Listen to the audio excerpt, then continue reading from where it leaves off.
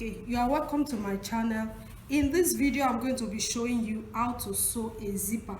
This is a skirt zipper.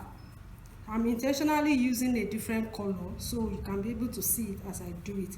Now since it's a skirt zipper, it's short, so you must have prepared your zipper allowance, you understand. And like I always recommend, make sure that you put like stay, either an hair stay or a paper stay, you know, on your zipper allowance, so it can make your surface to be very firm. You can say that this place is firm, so you can put it under your own skirt zipper allowance too. So I'm going to show you. So because it is a short zipper, I left a space. You can see, so you have a space, assuming this is the edge of your skirt on the waistline, so I left 8 inches.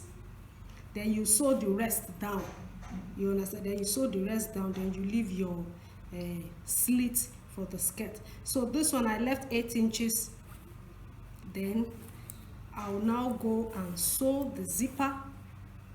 It's not an invisible zipper, so I can sew it like this. Then so I'll go to the machine now to get it sewn. So let's go there.